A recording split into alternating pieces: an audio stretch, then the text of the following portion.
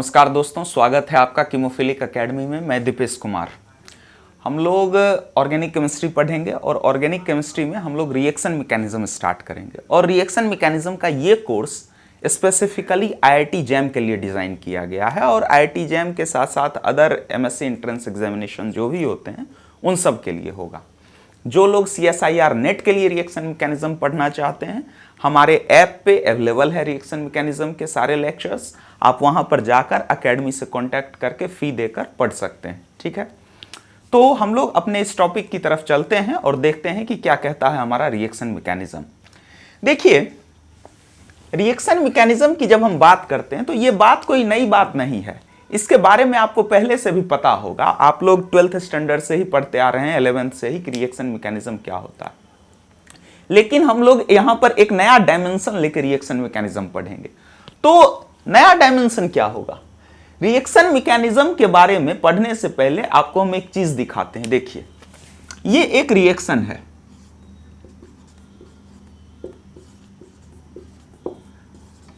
इसके साथ लगा दो तो इसका जो प्रोडक्ट आप लिखिएगा वो ये लिखिएगा।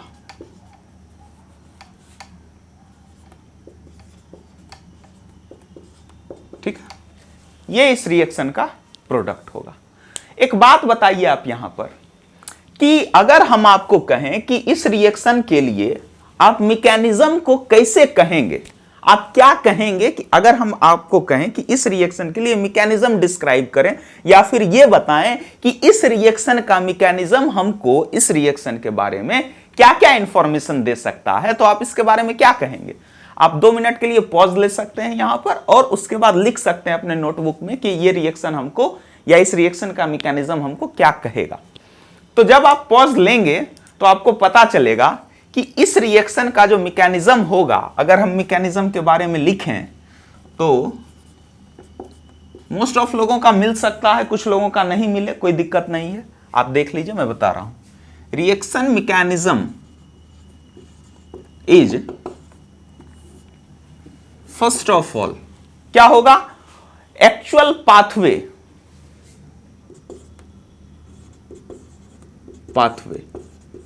किस पाथवे से आपका रिएक्शन हुआ है वो आपका कौन बताएगा? Reaction mechanism. और दूसरी बात जो बताएगा वो ये बताएगा कि हाउ रिएक्शन टेक्स प्लेस, ठीक। ये दो चीजें आपको किसी भी रिएक्शन के लिए मैकेनिज्म से इंफॉर्मेशन मिलती है। ये दो इंफॉर्मेशन आप मैकेनिज्म से जनरली कलेक्ट करते हैं। तो अब अगर हम डेफिनेशन के फॉर्म में मैकेनिज्म को लिखना चाहें कि रिएक्शन मैकेनिज्म क्या कहता है, तो डेफिनेशन क्या हो सकता है इसका? Standard definition. तो लिखिएगा इसका डेफिनेशन जरा सा आप, वन लाइनर लिखिए। Actual changes undergone bye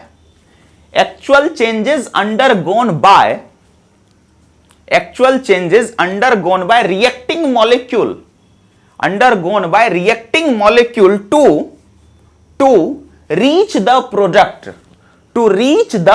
product is called reaction mechanism। ठीक है, फुल स्टॉप दीजिए। ये बात हो गई डेफिनेशन की। अब एक एग्जांपल से समझिए जरा इसको। मान लीजिए कि आप को पटना से, मतलब एक आदमी है और वो पटना में है, ठीक है, और उसको जाना है दिल्ली। कहां जाना है? पटना से जाना है दिल्ली। तो एक बात आप बताइए हमको कि अगर किसी को पटना से दिल्ली पहुंचना है तो उसको वो सड़क से जा सकता है, वो ट्रेन से जा सकता है। अगर वो ट्रेन से भी जा रहा है तो उसके लिए भी उसके पास बहुत सारे रास्ते हो सकते हैं।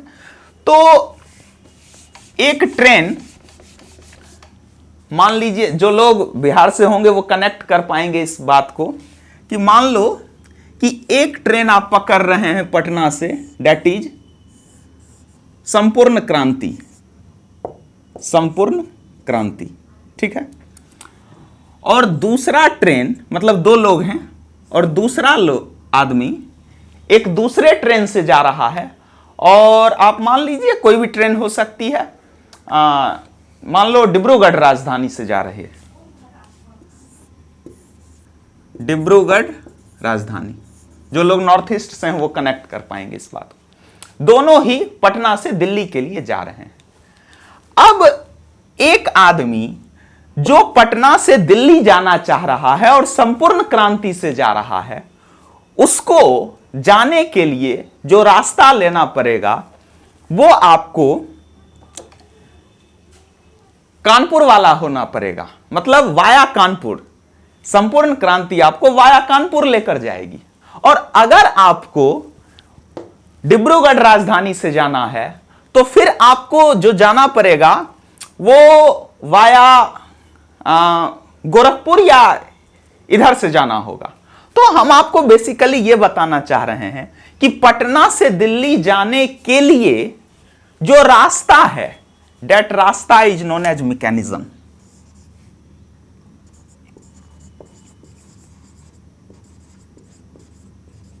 अब देखिए इस बात को कनेक्ट कीजिए जरा सा।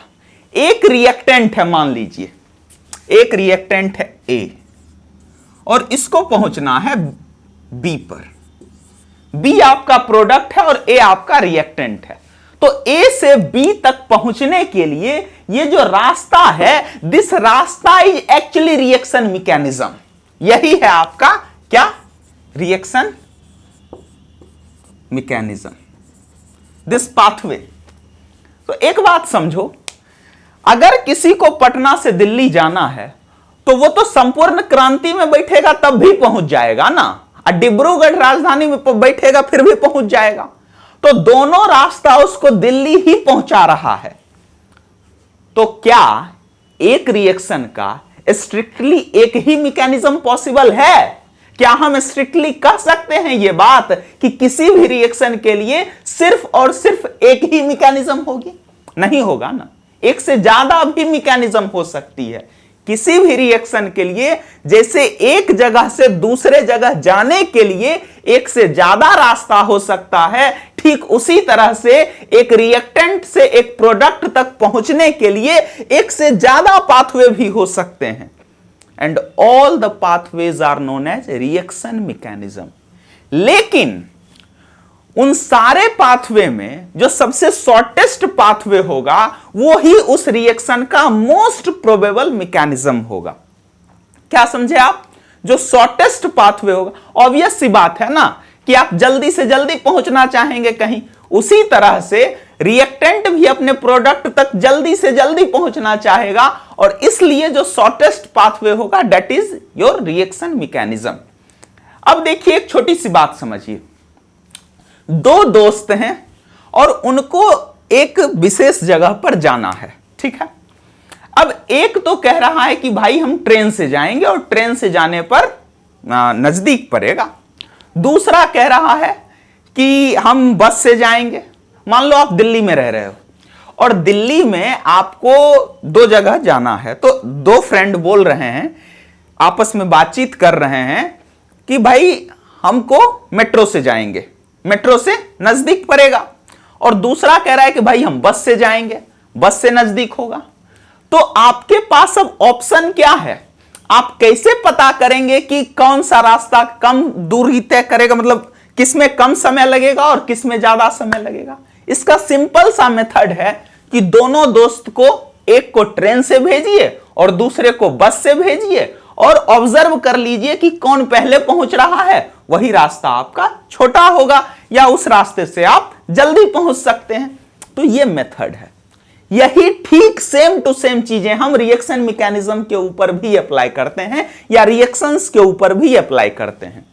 होता क्या है कि एक रिएक्शन है ए से बी जाने का। अब आप इस रिएक्शन के लिए एक मैकेनिज्म प्रपोज करते हैं, एक रीजनेबल, एक मिनट में रब कर देता हूं।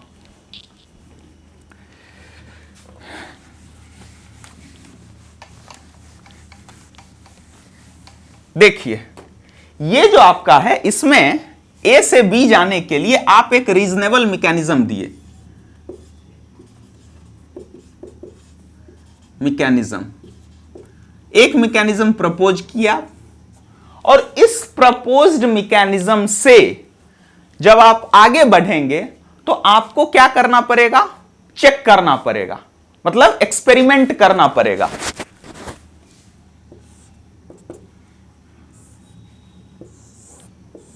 एक्सपेरिमेंट, ठीक है। अगर एक्सपेरिमेंट करने पर आपका प्रपोज्ड मैकेनिज्म उस एक्सपेरिमेंट के साथ मैच हो रहा है, कोलैबोरेट कर रहा है, तो यह मैकेनिज्म सही होगी। तो यह मैकेनिज्म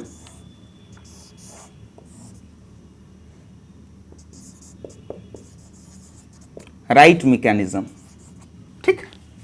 लेकिन अगर यह मैकेनिज्म, जो मैकेनिज्म आप प्रपोज किए हैं, वो मैकेनिज्म एक्सपेरिमेंट के साथ मैच नहीं होगी, तो फिर से आपको अपना मैकेनिज्म प्रपोज करना पड़ेगा, मैकेनिज्म को फिर से प्रपोज करना पड़ेगा। इफ नॉट मैच्ड,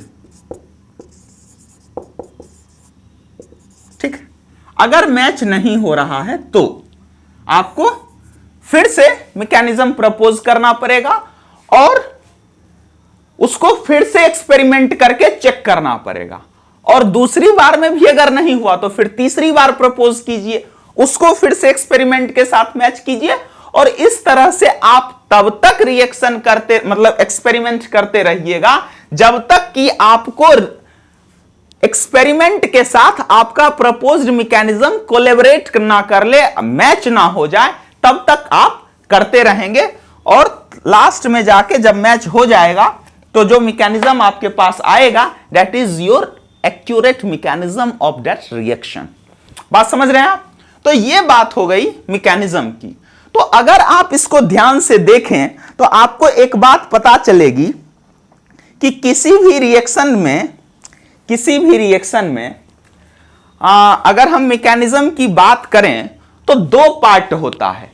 एक पार्ट तो मैकेनिज्म प्रपोज करना, क्या?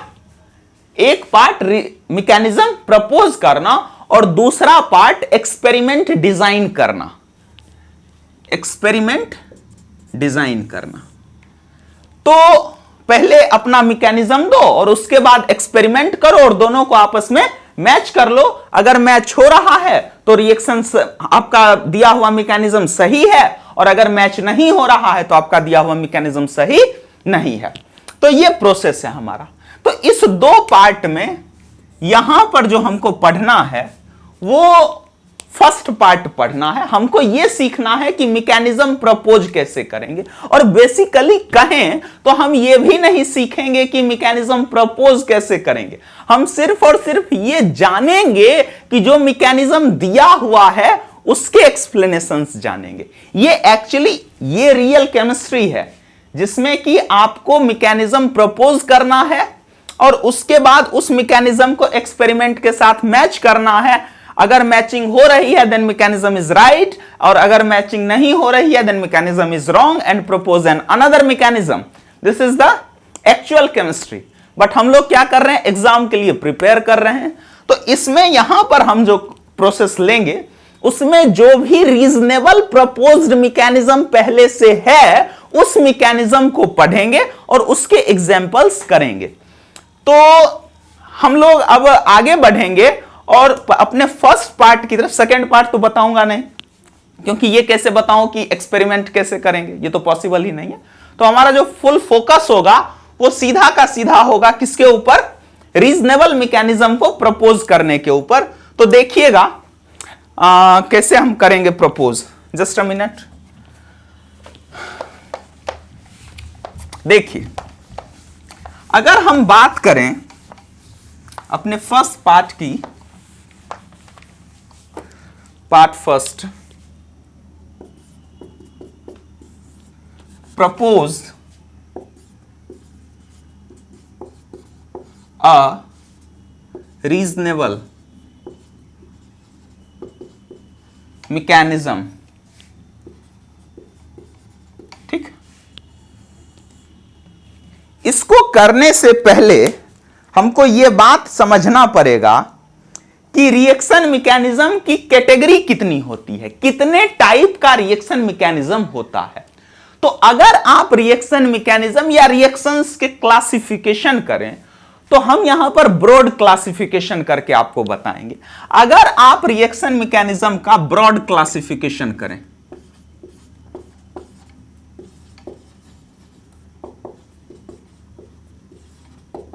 ब्रॉड क्लासिफिकेशन मींस मोटा मोटा अगर आप इसको क्लासिफाई करें तो आप इसको 3 पार्ट में क्लासिफाई कर सकते हैं, in which first part is known as polar mechanism, polar mechanism. Second part जो आप इसका कह सकते हैं वो आपका होगा पोलर मैकेनिज्म पहला, और दूसरा आपका पार्ट होगा रेडिकल मैकेनिज्म, रेडिकल मैकेनिज्म। और थर्ड पार्ट जो आपका इसका होगा वो होगा कॉन्जर्टेड मैकेनिज्म, कॉन्जर्टेड मैकेनिज्म। समझ रहे हैं मेरी बात? ये 3 पार्ट हो गया किसी भी रिएक्शन का, अगर हम मोटा मोटा मैकेनिज्म को डिस्कस करें तो। अब देखिए पोलर मैकेनिज्म का क्या मतलब हो गया। पोलर रिएक्शंस वो रिएक्शंस होते हैं जिसमें कि पॉजिटिव और नेगेटिव चार्ज की बात हो। किसकी बात हो? पॉजिटिव नेगेटिव चार्ज की बात हो।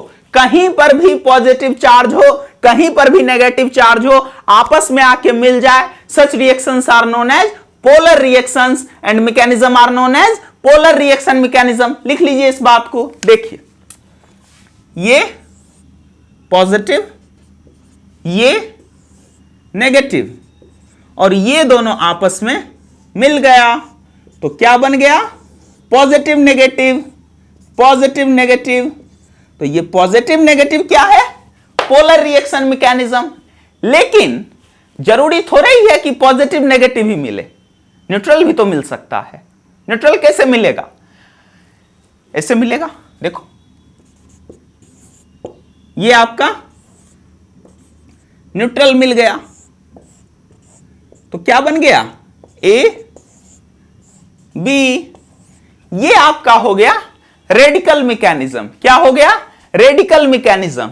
ये आपका पोलर मैकेनिज्म, ये आपका रेडिकल मैकेनिज्म। और तीसरा जो आपका है दैट इज कॉन्जर्टेड मैकेनिज्म। और अगर हम कॉन्जर्टेड मैकेनिज्म की बात करें तो कॉन्जर्टेड मैकेनिज्म में यह होता है कि अगर रिएक्शंस की सारी चीजें, अगर किसी मैकेनिज्म में सारी चीजें सिंगल स्टेप में हो रही है, दैट इज कॉल्ड कॉन्जर्टेड मैकेनिज्म। समझ रहे हैं आप मेरी बात? तो यह बात हो गई। तो एक बात और समझिए, आप लोग पढ़े होंगे बट मैं फिर भी आपको बता देता हूं यहां पर कि पोलर मैकेनिज्म और रेडिकल मैकेनिज्म में पोलर और रेडिकल बनते कैसे हैं। अगर हम इसके ऊपर फोकस करें तो पोलर मतलब पॉजिटिव चार्ज और नेगेटिव चार्ज को बनाने के लिए हमको जब बॉन्ड को ब्रेक करना पड़ता है, such kind of bond breaking is known as heterolytic cleavage. क्या कहते हैं इसको? Heterolytic cleavage. हिंदी अगर आप इसका जानना चाहें दैट इज नोन एज विषमांश विखंडन। क्या कहते हैं उसको? विषमांश विखंडन। याद रखने की जरूरत नहीं है, मैं ऐसे बता रहा हूं। और दूसरा आपका रेडिकल मैकेनिज्म। तो रेडिकल बनाने के लिए जो आप करते हैं दैट इज होमोलिटिक क्लीवेज, और होमोलिटिक क्लीवेज को हम लोग कहते हैं समांश विखंडन। तो होता क्या है बेसिकली, अगर आप हेटेरोलिटिक की बात करें, हेटेरोलिटिक की अगर आप बात करें तो अगर कोई भी दो इलेक्ट्रोनेगेटिव अलग अलग इलेक्ट्रोनेगेटिविटी वाला आपस में जुड़ा हुआ हो तो जिसकी इलेक्ट्रोनेगेटिविटी ज्यादा होती है वो बॉन्ड ब्रेकिंग के टाइम शेयरिंग पेयर का सारा इलेक्ट्रॉन लेकर बाहर निकल जाता है, और सारा इलेक्ट्रॉन लेकर बाहर निकल जाएगा तो उसके पास नेगेटिव चार्ज आ जाएगा। तो इसलिए वो क्या कर देगा? ऐसा कुछ फॉर्म कर देगा। तो ये जो फॉर्मेशन होगा, इस फॉर्मेशन में जिसके ऊपर पॉजिटिव चार्ज है दैट इज कार्बोकेटायन और पॉजिटिवली चार्ज, और जिसके ऊपर नेगेटिव चार्ज है दैट इज एनायन। तो ये बात हो गई हमारे पॉजिटिव और नेगेटिव की, जिसमें कि हम लोग हेटेरोलिटिक क्लीवेज के बारे में समझ लिया। होमोलिटिक में कोई टेंशन ही नहीं है। दोनों सेम सेम वाला है, क्या है, सेम है, होमो, उसमें क्या होगा, सी सी। अब अगर दो कार्बन के बीच में बॉन्ड बना हुआ है और इसको ब्रेक करना है, तो क्या एक कार्बन दूसरे कार्बन का बॉन्ड लेके, इलेक्ट्रॉन लेके भाग जाएगा? ऐसा कभी हो सकता है? हिम्मत ही नहीं है। तो क्या होगा, दोनों अपना अपना इलेक्ट्रॉन लेके अलग होगा, क्या, अपना अपना इलेक्ट्रॉन लेकर अलग होगा। And this kind of cleavage is known as heterolytic homolytic cleavage. तो होमोलिटिक क्लीवेज से जो हमारा मिलता है वो रेडिकल मिलता है, और हेटेरोलिटिक क्लीवेज से जो हमारा मिलता है वो आपका पॉजिटिव और नेगेटिव चार्जेस मिलते हैं। ठीक है, तो ये एक ब्रॉड क्लासिफिकेशन हम लोग कर लिए रिएक्शन मैकेनिज्म का। अब देखिए, इसमें अगर हम आगे बढ़ें तो आगे बढ़ने पर हम एक चीज देखेंगे, दैट इज पोलर मैकेनिज्म। देखिए,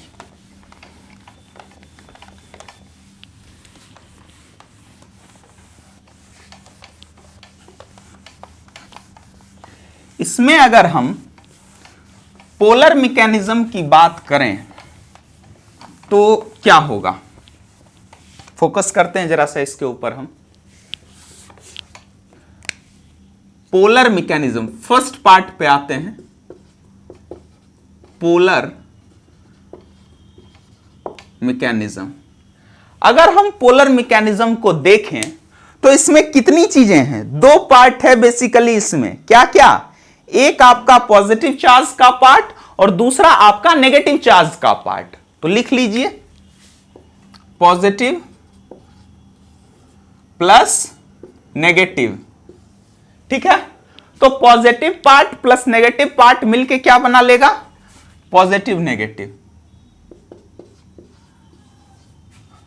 पॉजिटिव नेगेटिव। ठीक है, अब देखिए, अगर आप इस पॉजिटिव और नेगेटिव पार्ट का कैटेगराइजेशन करें कि इसमें क्या क्या हो सकता है, तो आपको पता चलेगा कि ये जो आपका पॉजिटिव पार्ट है इसमें इलेक्ट्रोफाइल हो सकता है, क्या, इलेक्ट्रोफाइल हो सकता है, आपका लुईस एसिड हो सकता है, लुईस एसिड हो सकता है, और आपका एक्सेप्टर्स हो सकते हैं, एक्सेप्टर्स। ये सारे क्या हो जाएंगे, आपके पॉजिटिव पार्ट वाले चीजें हो जाएंगी। और अगर आप नेगेटिव पार्ट की बात करें तो यहां पर क्या क्या हो सकता है, न्यूक्लियोफाइल हो सकता है, क्या हो सकता है, न्यूक्लियोफाइल हो सकता है। दूसरा क्या हो सकता है, यहां पर आपका लुईस बेस हो सकता है। और तीसरी चीज आप इसमें क्या ले सकते हैं, डोनर्स को ले सकते हैं, डोनर्स। समझ रहे मेरी बात को? तो ये तीन पार्ट इसका और ये तीन पार्ट इसका। अब हम थोड़ा कंपाउंड के क्लासिफिकेशन की तरफ बढ़ते हैं। ये तो बात हम कर लिए किसके लिए, पॉजिटिव चार्ज, नेगेटिव चार्ज, क्या क्या हो सकता है। अब हम कंपाउंड के क्लासिफिकेशन की तरफ बढ़ेंगे तो उसमें हम देखते हैं क्या क्या है। नोट करते जाइए सारी चीजें।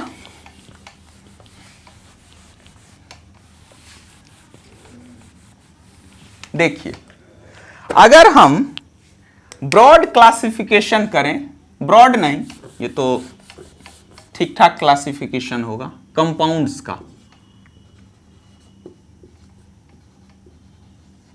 ठीक है। तो जितने भी कंपाउंड्स हैं अगर हम उनको दो पार्ट में बांटें तो उनका जो क्लासिफिकेशन होगा वो कुछ इस तरह से होगा कि सारे कंपाउंड्स में एक कंपाउंड तो वो होगा जिसके पास की इलेक्ट्रॉन ज्यादा होगा और दूसरा वो होगा जिसके पास की इलेक्ट्रॉन कम होगा। तो one part is known as electron deficient, क्या, इलेक्ट्रॉन रिच, रिच ऐसा कंपाउंड जिसके पास की इलेक्ट्रॉन ज्यादा हो, डेट इज इलेक्ट्रॉन रिच, और दूसरा इलेक्ट्रॉनिकली डेफिशिएंट, डेफिशिएंट। देखिए जो इलेक्ट्रॉन रिच होता है उसको हम इलेक्ट्रॉन सोर्स भी बोलते हैं। क्या बोलते हैं? Electron source. ठीक है, इलेक्ट्रॉन रिच और इलेक्ट्रॉन सोर्स। और दूसरा जो पार्ट होता है इलेक्ट्रॉनिकली डेफिशिएंट वाला, उसको हम सिंक भी बोलते हैं।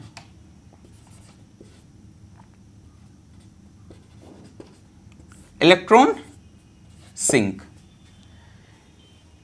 ठीक है, एक बात समझिएगा, ये जो कोर्स हम बता रहे हैं आपको रिएक्शन मैकेनिज्म के लिए, इसको पढ़ने से पहले आपको कुछ बेसिक नॉलेज होना चाहिए। आपको जीओसी का पार्ट पता होना चाहिए, आपको रेजोनेंस आना चाहिए, हाइपर कॉन्जुगेशन आना चाहिए, इंडक्टिव इफेक्ट आना चाहिए, और थोड़ा बहुत रिएक्शन इंटरमीडिएट के पार्ट्स आने चाहिए, और आपको स्टीरियो केमिस्ट्री थोड़ी बहुत आनी चाहिए। ये कुछ बेसिक चीजें हैं जो कि आपको आनी चाहिए। अगर आपको ना भी आ रही हो तो यहां आपको पूरी चीजें समझ आएगी, लेकिन अगर आपको ये चीजें आती होगी तो ये ज्यादा बेहतर समझ आएगा। तो आप कोशिश करें कि इन चीजों का थोड़ा सा जानकारी लेकर इस कोर्स को देखें। अगर आपके पास नहीं भी है तो मैकेनिज्म जो मैं बताऊंगा वो पूरी तरह से समझ आएगा, सब कुछ आएगा, लेकिन अगर आपके पास इसका ज्ञान हो तो बेहतर होगा आपके लिए। ठीक है, आते हैं इसके ऊपर लौट के। तो ये बात हो गई टाइप ऑफ कंपाउंड की। सिंपल सी बात है, एक के पास इलेक्ट्रॉन ज्यादा होगा और दूसरे के पास कम होगा, तो जिसके पास ज्यादा होगा वो देना चाहेगा, और जो देना चाहेगा डेट इज कॉल्ड सोर्स, और जो लेना चाहेगा उसके पास कमी होगी इलेक्ट्रॉन की, और जिसके पास कमी होगी डेट इज कॉल्ड सिंक। तो ये बात हो गई इलेक्ट्रॉन सोर्सेस की। और जब हम इस इलेक्ट्रॉन सोर्स की बात कर रहे हैं तो आप लोग एक काम कीजिएगा कि कुछ रेजोनेटिंग स्ट्रक्चर्स के रेजोनेंस बना लीजिएगा अपने पास। अपने नोटबुक में कोशिश कीजिएगा कि जो एरोमेटिक कंपाउंड्स हैं उनके बीच में रेजोनेंस कैसे होता है, इसको आप खुद से कुछ रेजोनेटिंग स्ट्रक्चर्स को करने का प्रयास कीजिएगा। इससे क्या होगा कि आपको यह पता चलेगा कि एरो को कैसे मूव करवाना है एटम टू एटम। ठीक है, तो आते हैं इसके ऊपर। ये जो आपका इलेक्ट्रॉन सोर्स है, मतलब क्या? Electron rich.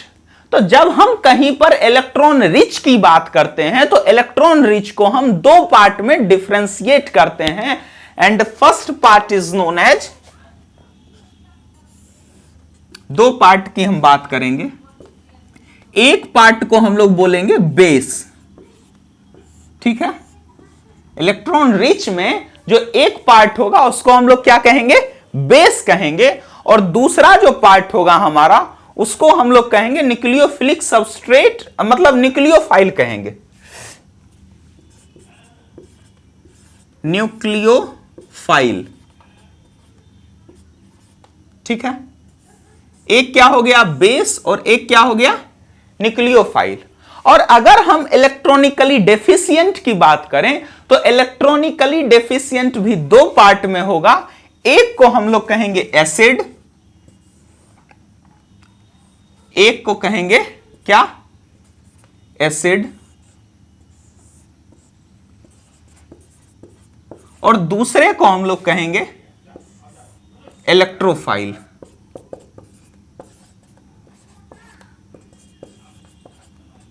क्या कहेंगे? एक को एसिड और एक को इलेक्ट्रोफाइल कहेंगे। अब देखिए, इसमें जो एसिड और बेस की बात है इसको अभी हम नहीं करेंगे। हमारा फोकस अभी होगा इलेक्ट्रोफाइल और न्यूक्लियोफाइल के ऊपर। तो अगर हम बात करें न्यूक्लियोफाइल की, तो न्यूक्लियोफाइल भी आगे दो पार्ट में डिफरेंशिएट होगा, and one part is called,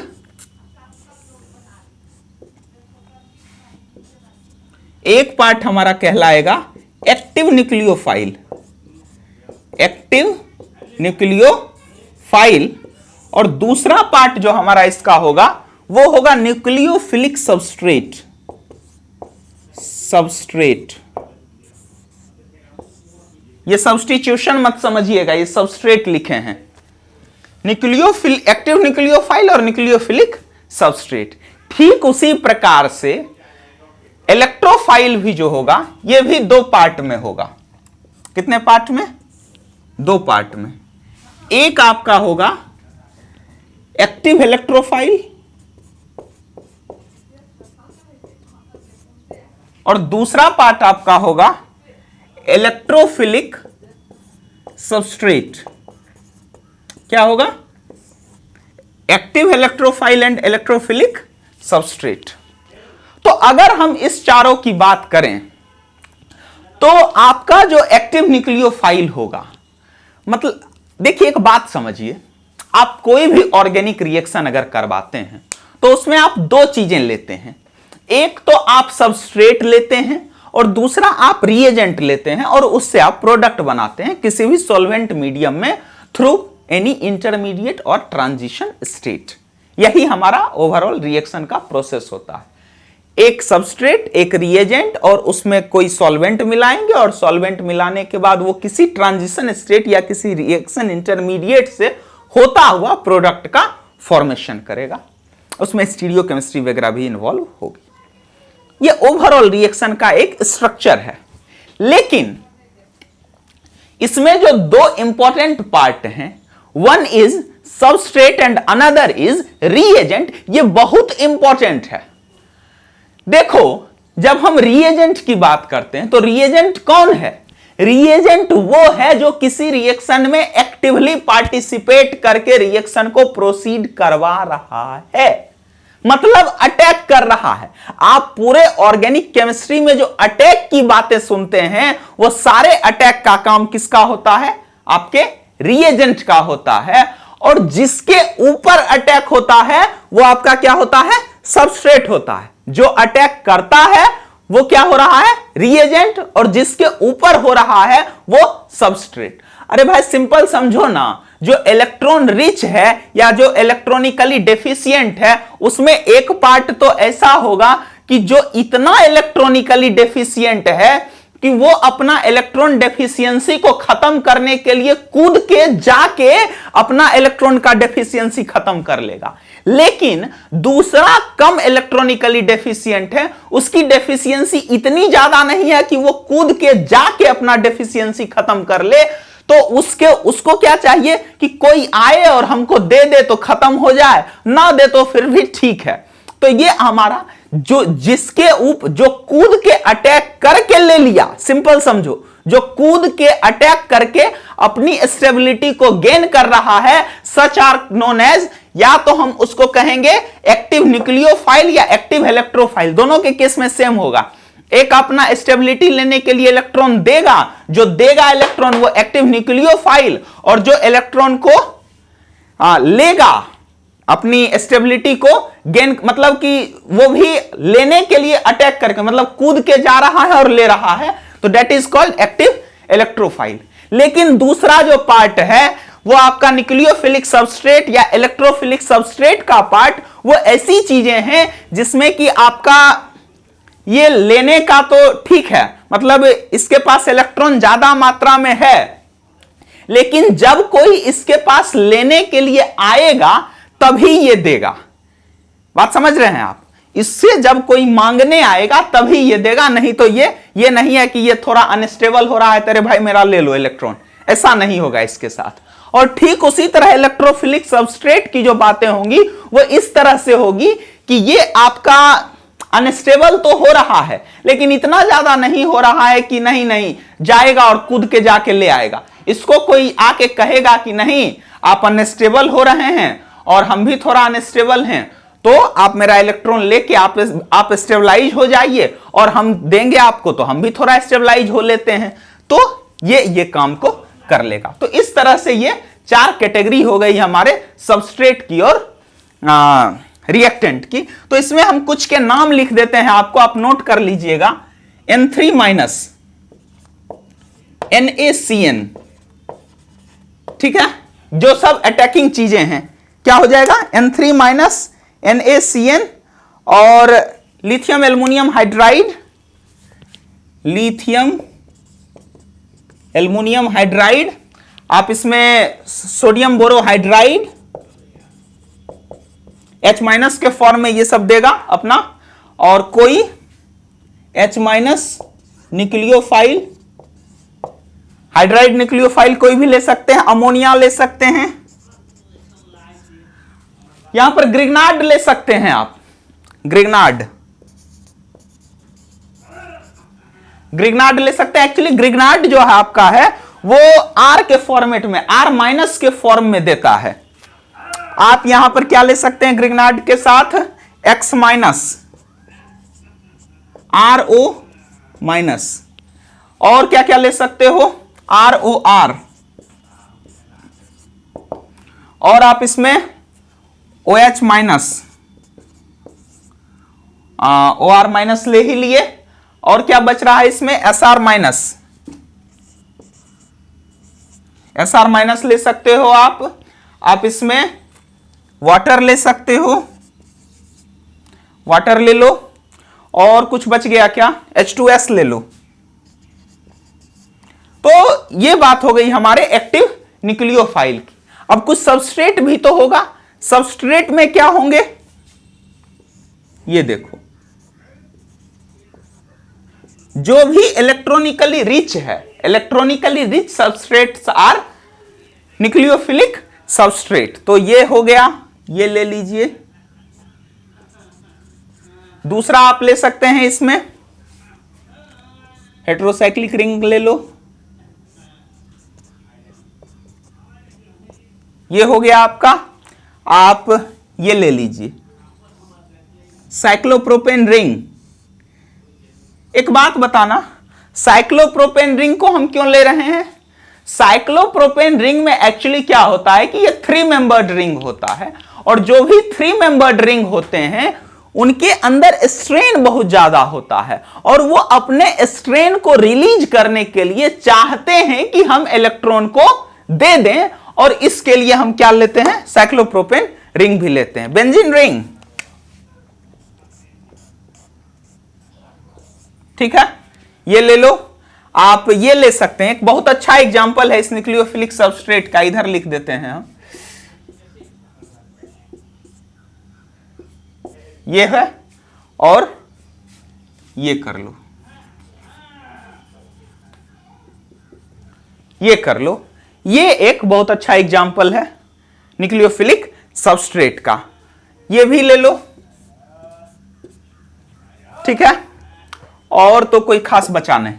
तो ये कुछ बातें हो गई न्यूक्लियोफाइल न्यूक्लियोफिलिक सबस्ट्रेट की। अब अगर हम इलेक्ट्रोफाइल इलेक्ट्रोफिलिक सबस्ट्रेट की बात करें, तो जो पॉजिटिवली चार्ज्ड वाले होंगे NO प्लस, NO2 प्लस, और आप इसमें ले सकते हैं SO3, AlCl3, ठीक है, बहुत सारे नाम हम आपके लिए लिख देंगे, FeBr3, FeBr3, जितने नाम लिखेंगे ना अगर आप उतने भी याद रख लें तो बहुत सारा काम आपका हो जाएगा। FeBr3 हो गया, आप इसमें BF3 ले सकते हैं, या BX3 ही कर लो, BX3, BF3 ले लो, BCl3 ले लो, और भी एक्चुअली BF3 BCl3 ही लेते हैं जनरली। X2 ले सकते हो आप, यहाँ पे X2 ले सकते हो, और तो कुछ ऐसा बच नहीं रहा है, ठीक है, तो इतना नोट कर लो। फिर आपका इलेक्ट्रोफिलिक सबस्ट्रेट, इलेक्ट्रोफिलिक सबस्ट्रेट में वैसे सबस्ट्रेट जो इलेक्ट्रॉनिकली डेफिशिएंट है, तो इलेक्ट्रॉनिकली डेफिशिएंट कौन सा सबस्ट्रेट होगा, आपका जो भी कार्बोनिल टाइप का सबस्ट्रेट होगा वो सारे क्या होंगे, इलेक्ट्रॉनिकली डेफिशिएंट सबस्ट्रेट होंगे। तो आप ये ले सकते हैं, ठीक है, आप इसमें ये ले सकते हैं, आप इसमें NO2 लगा दो, मतलब ये समझ लो कि जितने भी आपके कार्बोनिल वाले होंगे वो सारे इलेक्ट्रॉनिकली डेफिशिएंट ही होता है, क्योंकि ऑक्सीजन खींच रहा होता है, तो इस वजह से ये लेते हैं। तो इसको नोट कर लीजिए।